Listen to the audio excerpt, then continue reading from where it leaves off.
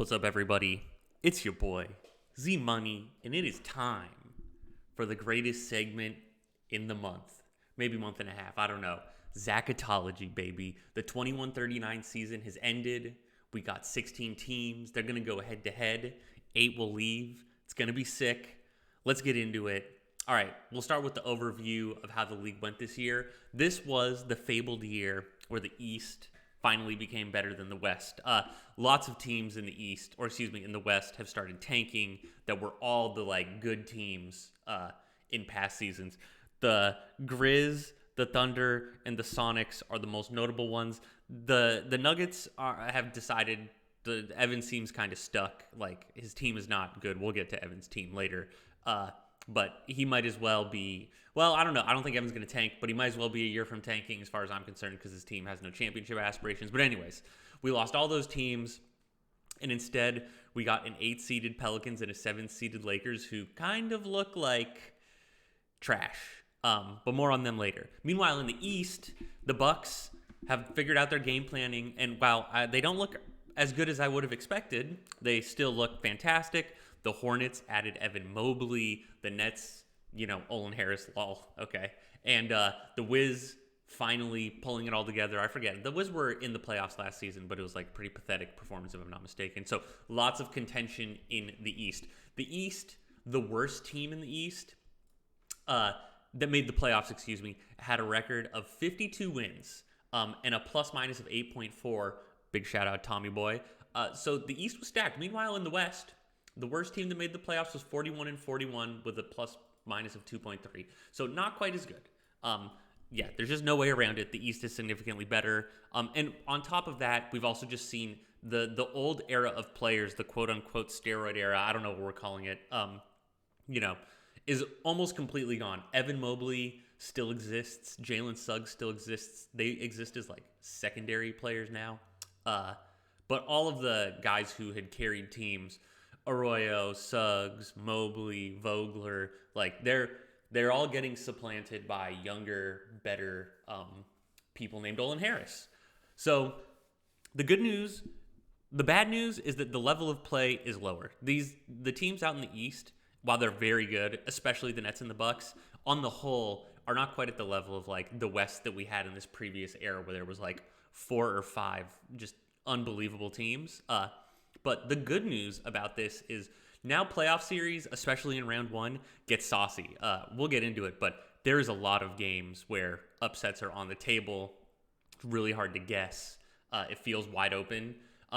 It feels kind of my vibe is that game planning and roster construction is more important than talent now, which is a great place for the league to be in because it's no fun when you just meme on people with superior talent. Although that is an aspect of the game because GMing is important, but it feels like picking good players in good spots and cohesive players is really important, or more important now than ever. So that's sick. So hopefully this era continues to go well until this real draft class pops off some G codes. All right, let's get into the matchups. So I'll run down them and then we'll get into individual ones. In the West, Mavs Pels. In 1-8, Clippers Warriors, 4-5, a little Pacific showdown. We've got the 3-seeded Nuggets versus 6-seeded Blazers, 2-seeded Rockets versus the 7-seeded Lakers. Big shout out to Zach. I think this is the first year he's ever made the playoffs.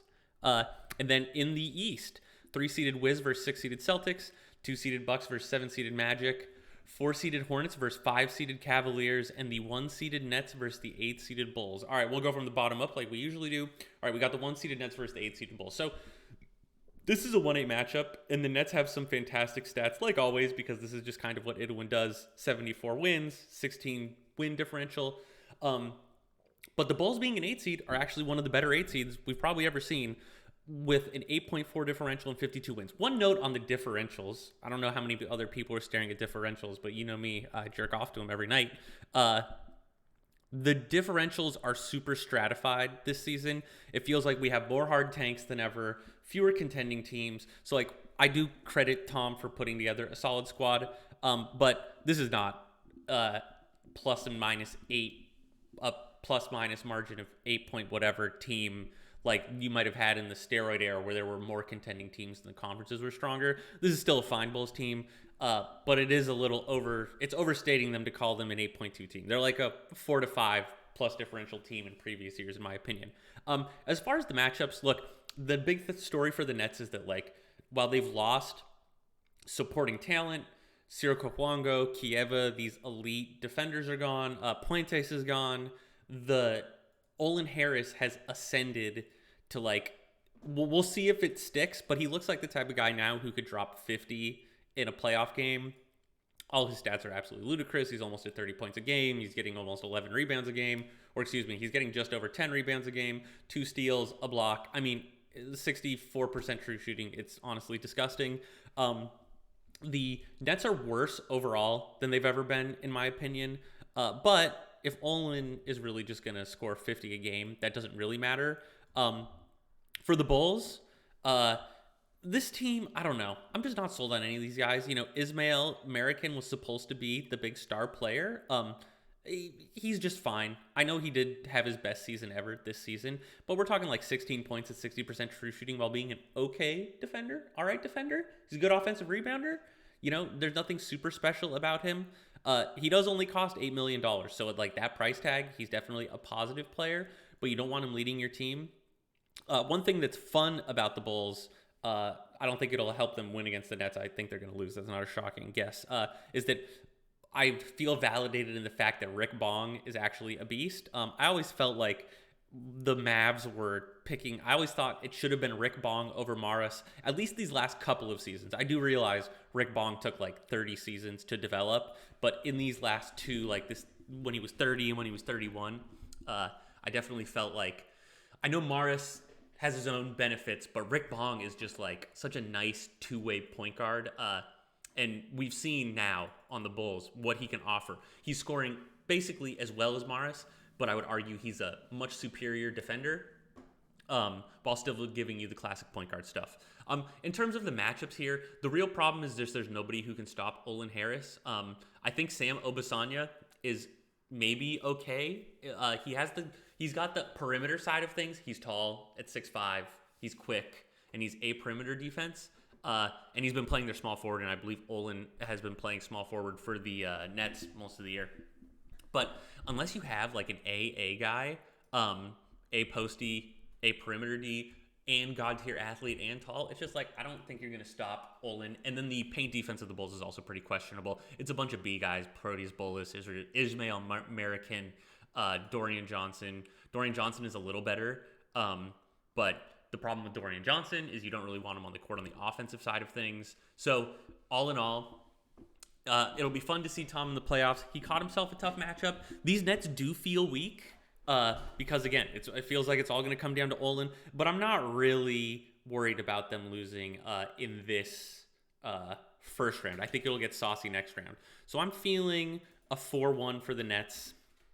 And as we know, Idowin really usually saves his impressive chokes for the later rounds of the playoffs.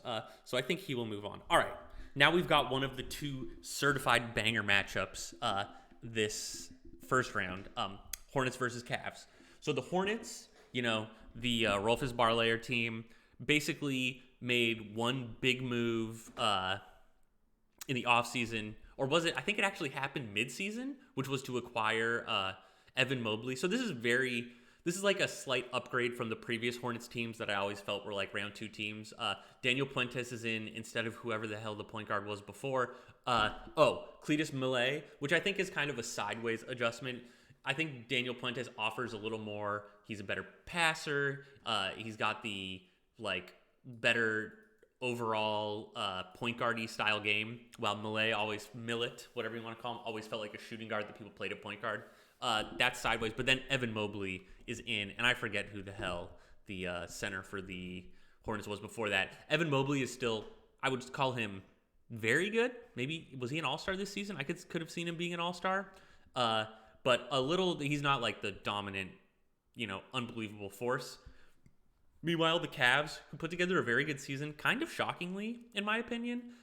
There's Brasidio and Efren Strong, but they're getting some really impressive comeback years out of Arlen Mitchell, who kind of has come back out of nowhere, and Ted Lasso. Ted Lasso has also had his is not as much of a spike compared to previous seasons, but he's doing quite well. He's up more in like time played and pace. I feel his stats are kind of hovering. But the Cavs have had a great season. The Hornets, so they're both tied at 58 wins. I do believe the Hornets are the true home team here. I don't know how the tiebreak works, but neither of them were division winners, so the division 4 seed wouldn't have come into play anyhow. In terms of the matchups for this one, okay, I'm a big playoff hater for the Hornets. Barlayer, I just feel like, is not a guy who scales well to the playoffs. He shoots the three ball well, which is one thing that seems unstoppable, but his athleticism is pretty lacking, and I think that's always a classic thing that comes back to bite people in the postseason. And his current numbers in his past playoff runs all show that. I mean, his true shooting is down just like a solid 8%, 9% in all these playoff runs. And you got to remember, the Hornets have been a positive, like a top seed, like the last 2 seasons, like a top 4 seed, I believe. So they were getting favorable playoff matchups, and this was still happening. It wasn't like they were, going up against some god tier 1 seed and then getting roasted. So my big concern for Charlotte is just that, like, will Barlayer be able to perform in the playoffs? With respect to the Cavs, the big question is who's going to mark Barlayer and where do you put him? So for the Cavs, obviously, one person you're playing, your starting 3 players for the Cavs this season have been at small forward Arlen Mitchell, who's a quality athletic defender. He's not the best defender in the world, but he's 6'9", reasonably athletic, solid defensive ratings. Then there's Brasidio. I always call him Brasidio. Anyways, Maximo, great, solid athlete. Not quite great, but 6'7", great defensive ratings.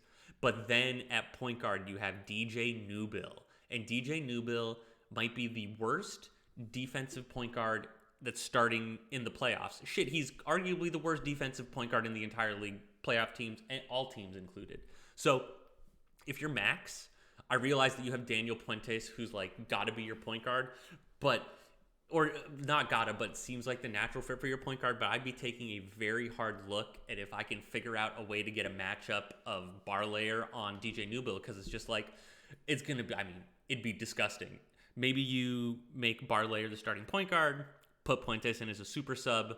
I forget who the bench fill-ins for the Hornets are, but you like put some defensive bench guy up as the starting shooting guard or small forward in Barlayer's place. And then if you're Jesse, the big question is like, do you even start Newbill? And like, he doesn't have other good options, unfortunately, at the point guard position. So like, you can move Brasido to point guard, and then you can move Arlen Mitchell to shooting guard.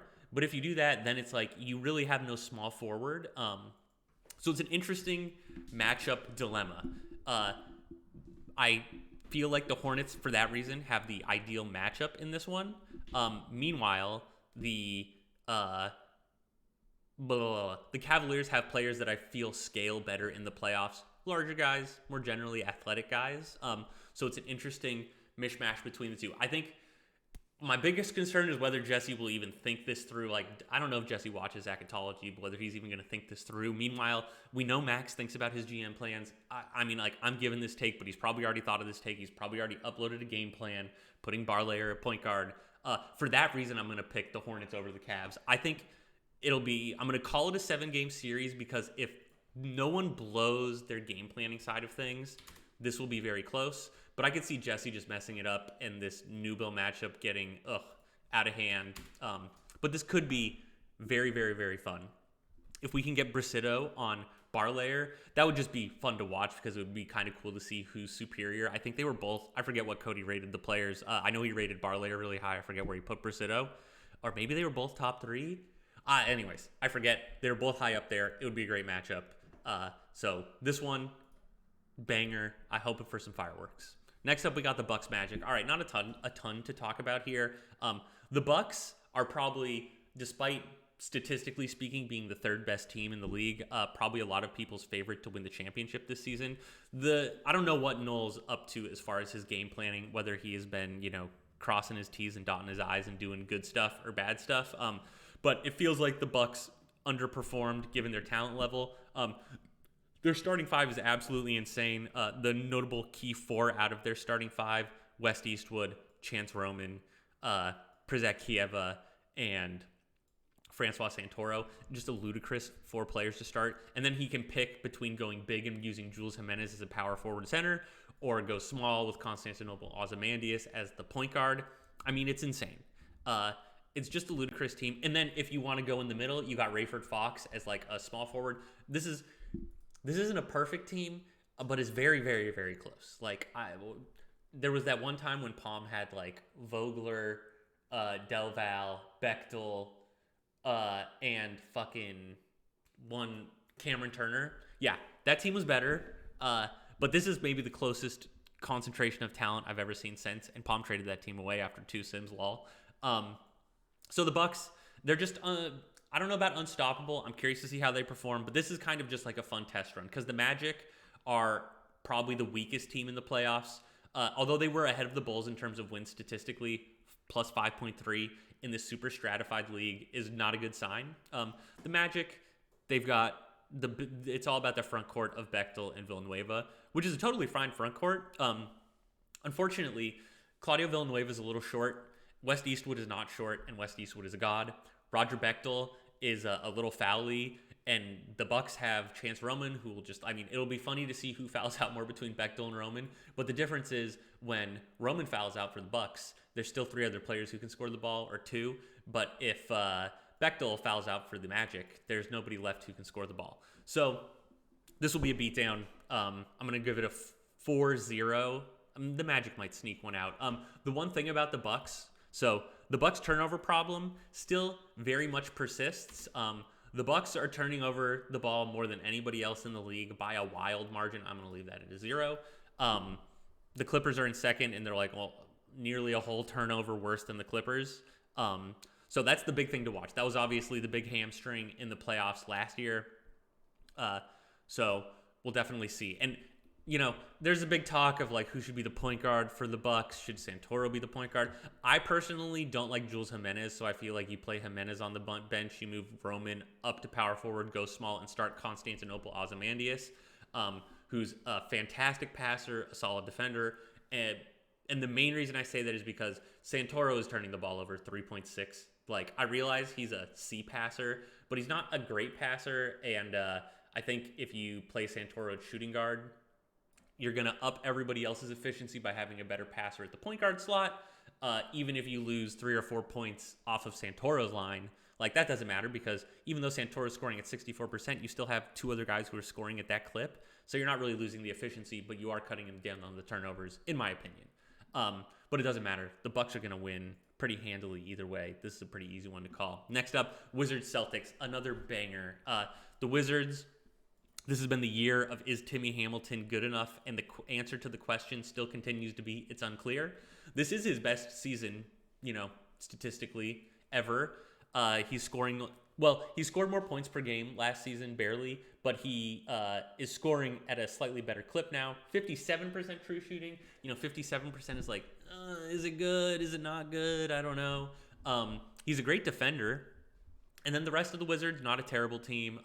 Jalen Suggs and Chuck are both like interesting, fine, benchish guards. I realize Jalen Suggs is starting. He's not a bench guy, but he plays good defense, and he's a tolerable scorer still. Chuck is even though he's been, Chuck has been the super scorer off the bench. And then up in the front court, there's Justin Watchman, who, I don't know. Justin Watchman's fine. He's rounded out into just like a real good all-around power forward like that. I don't know if he's gotten himself any all-star nods, but he seems like he would be the best player to not get an all-star. That's kind of how I see him.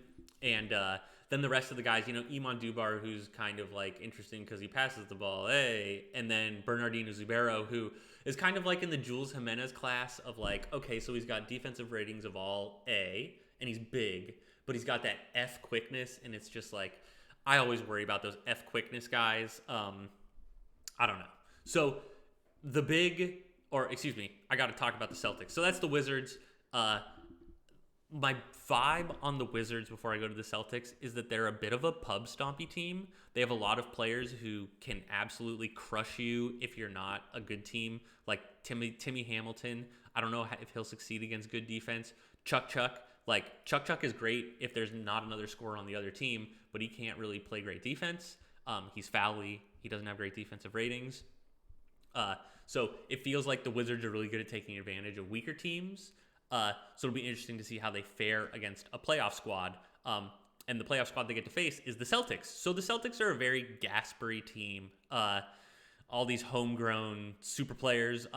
The superstar on this team is Granville de los Santos. He's kind of broken out into like a top 3 center in the league. Plays good defense, athletic, rebounds only okay, but I mean he's scoring 27.4 points per game on 62% true shooting, which is fantastic. Then for the rest of the squad, there's D'Angelo Wilson. So Granville has been playing at power forward. Whether he's a power forward or a center probably depends on the team. D'Angelo Wilson is like a nice defensive big man. Along with, there's a bunch of these guys, Jules Jimenez, there's some other guy I was just talking about, D'Angelo Wilson, Matty Grease. I don't know, all these they're fine. They got the A's where you need them. They play defense. D'Angelo Wilson, just another one of those guys. And then at the point guard slot, Gregory Hihiman, who's kind of coming up as one of the potential more interesting meme three-point players in the league, shooting a nice 45% for the second season in a row from beyond the arc. The way I see this matchup going is, okay, the Wizards statistically look like a much better team, but the Celtics really just come down to whether or not you can stop Granville. The Celtics are a much shallower team. They're starting literal trash at shooting guard. I think they're starting Tyreke Stein. Tyreke Stein's awful. I don't like him. They could be starting Cletus, but Cletus is kind of old and dead.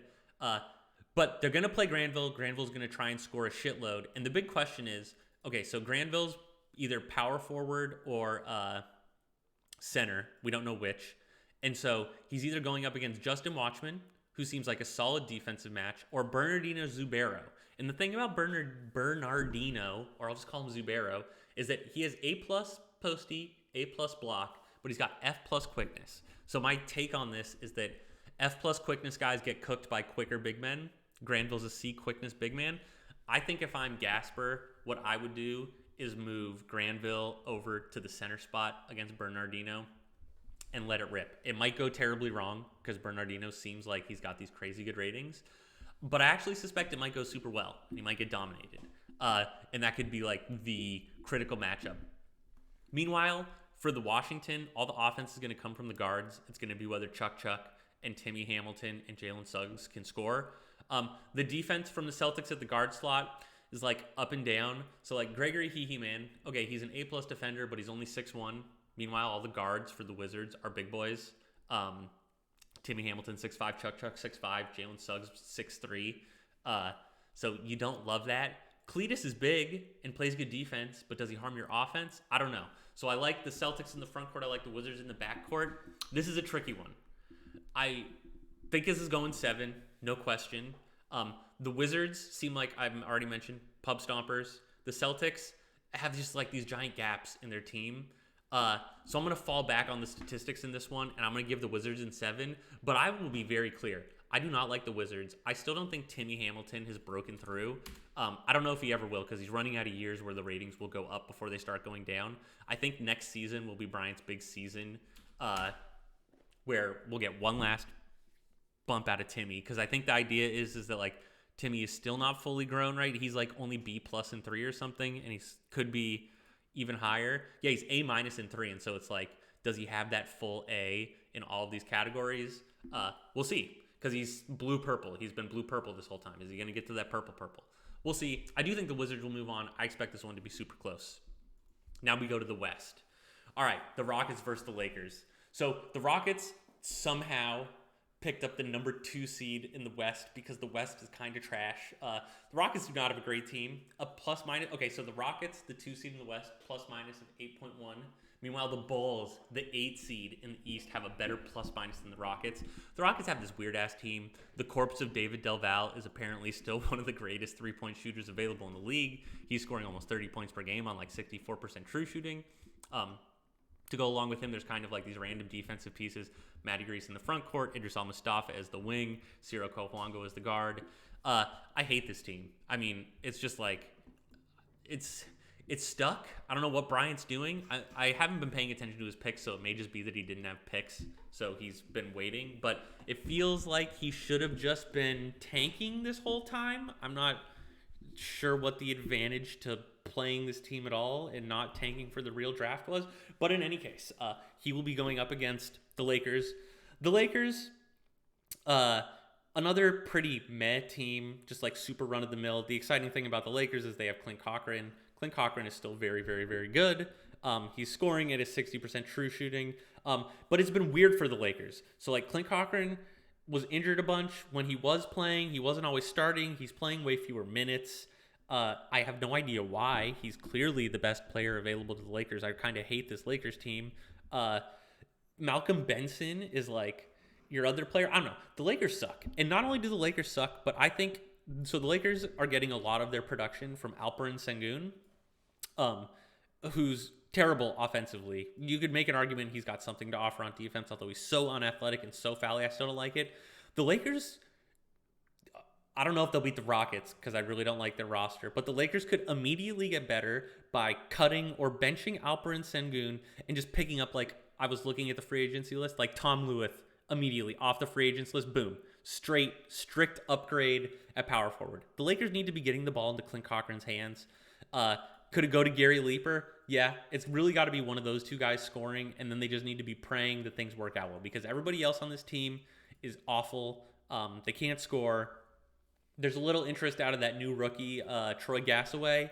I mean, he's not there yet. So, like, for this immediate playoff run, like, I think it's already too late for him to make the move I just said and pick up Tom Lewis. But, like, if he did that, that could be significant. I hate the Rockets as well. This is going to be some trash ball. I could see the Lakers winning. The Lakers, even though they got the 7th seed, they have a pretty bad plus-minus. They were negative 0.5. To be fair to them, despite the fact I hate their game plan, not playing Clint Cochran was out for 30 games. And if he was in, they would almost certainly have been positive, and they probably would have stolen, well, I don't know if they would have gotten a seed higher because the next best was at 51 wins, but they would have looked a lot better. Oh, all that being said, I hate these two teams. I think this is going to be the slop fest game. Could Del Val go off? He could. Malcolm Benson is a pretty solid perimeter defender. Like, when we're talking about this, like, D-tier basketball that's occurring here. Gary Leaper is athletic and has got to be. So I just, in my brain, it's like, I can't imagine Del Val continuing to go off. It just doesn't make any sense, and he's such a terrible defender. But the Lakers also suck. So in this one, wrong button. I will be picking the Rockets over the Lakers 4-2. I know I didn't give a lot of cogent analysis on this because it's just weird seeing teams this bad playing each other in the first round in the playoffs as like the 7 and the 2 seed. So I'm just kind of falling back on well, Bryant usually wins these. Zach, there's so much potential. Okay, this team could be fighting to go to the second round. I would not say there's so much potential. This team could be fighting to go to the second round. But you need to make just like some base level changes, man. This reminds me of some previous stuff, like when Noel was having that insano game planning and depth chart. Like, it's so simple. Just fix it, and we can wring a lot more out of this team. Okay, I gotta stop talking about those two. It's just making me mad. Nuggets versus Blazers. All right, so the Nuggets, as mentioned at the beginning of this segment, are kind of a corpse of their former selves. They do still have Vogler. They do still have Joseph Valdez. They do still have Christopher Carmichael, which is kind of like in the last season was the same big three. The big addition has been Renee Snyder in exchange for Jules Jimenez.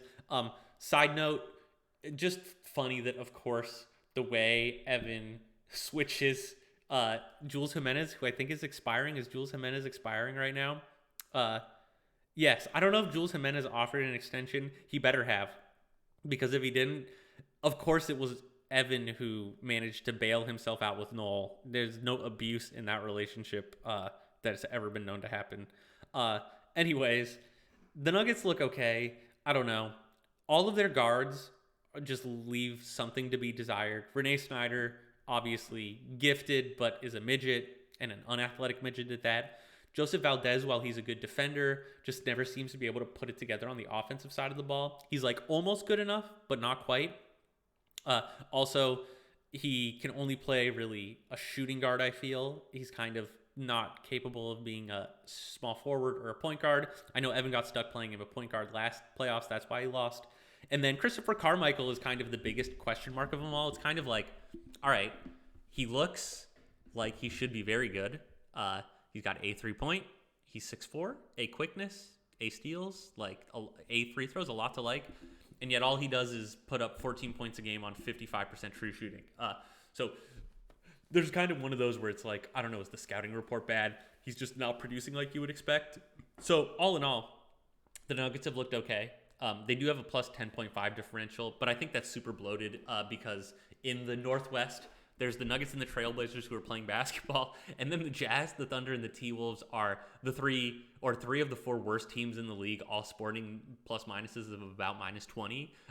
So the stats were padded, to say the least, for the Nuggets and the Trailblazers, along with everybody else in the West, but especially those two.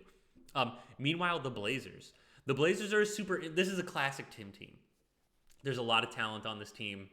It's on a couple different timelines. It's not quite all put together. Trades need to be made. Will Tim be able to make those trades? It's kind of beyond the scope of this playoff matchup, but I think we'll see a classic Tim thing where maybe he pulls it together into like an interesting round 2 conference finals team once, but at the end of the day, the trade offers for people like Joe Sandberg are going to just eventually break Tim. He'll sell the guy, and whoever gets lucky with Joe Sandberg in the future will take Joe Sandberg to a bunch of championships. Okay, so for the actual players, the best player on this team has been Devon Santiago, no question. He's just like this great all-around power forward, like average on athleticism, great at everything else. Good rebounder, good defender, good scorer. One of the few true big men with a legitimate 3-ball. We see that like as an archetype that gets proposed and like players that might have it. But Devon is like the actual, like he is truly all around. He is a big man. He's a power forward, no question. But he does legitimately shoot the 3. So it's cool to see that in action because we almost never see it. But he's super good. Tony Mitchum continues to like exceed expectations for me. All those years he was on the Cavs, I always thought he was trash. Since he's gone to Portland, he's been playing very solid ball. His defense is a little lacking, but he's super athletic. And then there's the interesting of the... Excuse me. I'm getting like stuffy. I think it's too dusty in here. But then there's the interesting side of the Blazers. All of these like up and coming guys. So I already mentioned Joe Sandberg. Joe Sandberg's stats were not great. Joe Sandberg should be a god at some point, I would imagine. I mean, 6'6", pretty solid athleticism, a 3-point shooter, and his defensive stats look great. He's not filled out on defense. I think he's got more to go, but he looks like he should be awesome. Antonino Epifanio, really put the anio in it.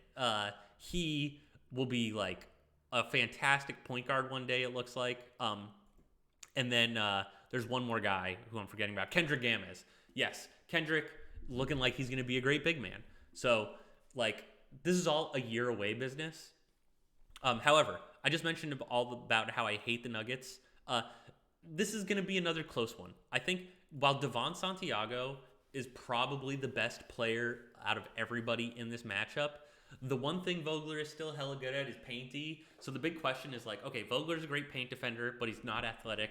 While based on the stats, you would think Devon Santiago is playing more of like an outside power forward type of game. I mean, he goes inside a lot, but he also shoots the 3. So I don't know how that will all play out in the matchups. I think if you're Evan, you kind of just run help and hope that like you're getting Vogler on Devon Santiago a lot. In terms of on the guard side of things, these guards are very similar. It's a bunch of these guards who like are solid but not great. I don't know who like my favorite one is between the two teams. I want to like Joe Sandberg, but his stats suck. At the end of the day, I want to say I favor Tim in this one, even though he's lower on the stats. I think Renee Snyder liable to suck in the playoffs because he's short. I think Devon Santiago is the overall best player. It's just hard to... I'm sounding so hesitant because it's just very hard to say that Tim is going to win a playoff series as an upset, but I think I'm going to do it. I really do think that the Blazers have some good talent. I think, in terms of the game planning here, there's not a lot of critical matchups that need to be done. I think both these teams will more or less run what they've been running. I think, for the Nuggets, it's like, do you super sub Renee Snyder to try and avoid a tough matchup against like Tony Mitchum, who's tall and athletic? It's an option. I don't know if it's the right option. I don't know what you do with Renee Snyder. When I used him He just, I forget who he was matched up against. I think I played the Clippers, so he would have had Jamie Jones, who was an athletic, albeit short, matchup. So, Tony Mitchell is just as athletic, and he's 6'7". He doesn't have the defensive ratings because Jamie Jones is an A-plus guy. But at the end of the day, I think this will be another super close one, a little scrappy. But I think, again, Blazers have the superior player. My big concern here is whether Tim will upload. Evan will, at least put up some specialized game plan, which makes me like him more.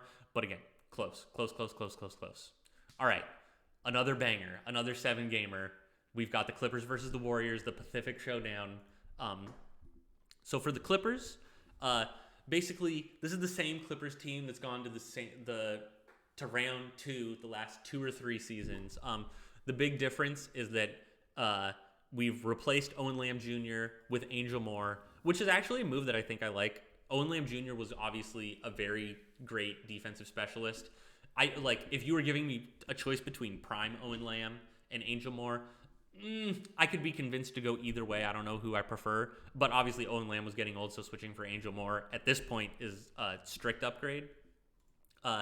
The overall vibe I get from the Clippers is that they have a bunch of quality players. Beelzebub, Roman Balakeliev, Jamie Jones. These are all very good players, but they're lacking in some critical aspect. All right, so Beelzebub, terrible defender. Got absolutely roasted by Will Ford in the last playoffs. I know he gets blocks, but his C- postie just will not do it for me. So I'm not a big Beelzebub guy. Roman Balakeliev, same thing. Fantastic scorer. Just not a big fan of his defense. He leaves a lot to be desired. I think he's a big reason why the Clippers don't always succeed. Also, his athleticism, not great. He is 6'5". I've seen him a lot of the time at B+ quickness. 6'5", B quickness, I don't know how I feel about it. It's not the worst thing in the world. It's really more the defense I don't like. But again, not a fully well-rounded player. Jamie Jones, short. This is, at the end of the day, we're not in the steroid era anymore. And the big difference that we're not in the steroid era is now the Clippers look like probably my second favorite team in the West, as opposed to my 5th. So there's a lot of good, Ira Dean and Angel Moore, I like a lot. I like Ira Dean. Ira Dean is obviously not trying to play offense. So there's nothing wrong with the fact that he's not scoring a lot. And his other ratings are just fucking madness. I was just looking, he got picked 41st overall. Just crazy, 42nd, something like that. Ira Dean's looking like a peach. And then Angel Moore. Angel Moore is a weird one who slipped through the cracks that Gasper didn't have the money to pay for. I think he's actually just worth the max contract. He's on a little less than a max, but I think he's worth that contract now. He's just so big and athletic. So the Clips have a very good starting 5. I just listed their starting 5: Jones, Balakeliev, Dean, Angel Moore, Beelzebub. So all of that is to The reason I don't think they're a championship favorite is for the reasons I listed. They have kind of these players with these one-dimensional aspects to them.